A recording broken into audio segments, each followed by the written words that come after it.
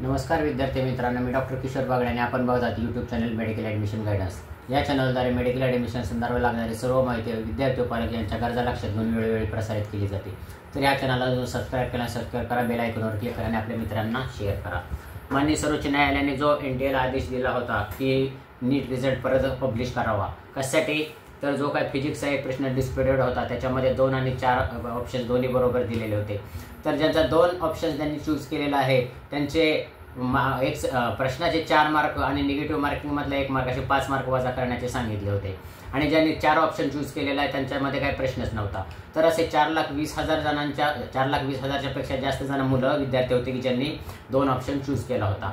तर असा रिझल्ट एनटीएने नुकताच पब्लिश केलेला आहे, म्हणजे आता त्यांनी लिंक ओपन केलेली आहे।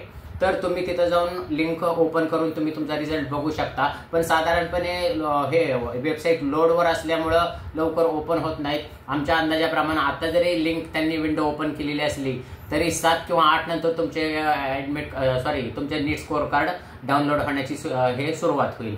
तर त्याच्यासाठी तुम्हाला exams.nta.in ह्याच्यावर जायचं आहे।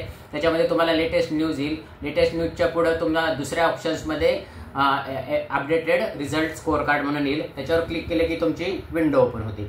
तर त्याच्यामध्ये तुम्हाला ॲप्लिकेशन नंबर टाकायचा आहे। ॲप्लिकेशन नंबर टाकल्यानंतर date of birth, day, month आणि इयर टाकायचं आहे आणि तुमचा ईमेल आयडी टाकायचा आहे। किंवा ते जर तुम्हाला टाकायचं नसेल तर तुम्हाला कॅन्डिडेट मोबाईल नंबर म्हणजे तुमचा मोबाईल नंबर जो तुम्ही एनटीएला रजिस्टर केलेला आहे तो टाकायचा आहे आणि नंतर सिक्युरिटी पिन टाकायचे। एवढं सबमिट केलं की तुम्हाला तुमचं नीट स्कोअर कार्ड डाउनलोड करता येईल। आणि हेच आता नीट स्कोअर कार्ड तुमचं ग्राह्य धरलं जाईल। तुमचं 4 जूनचं जे नीट स्कोअर कार्ड आलेलं आहे आणि 30 जूनचं जे नीट स्कोअर कार्ड आलेले ते आता इनव्हॅलिड झालेलं आहे। ते तुम्ही दुसऱ्या फाईलमध्ये ठेवून द्या की जेणेकरून ते परत तुमच्याकडून गोंधळ होणार नाही।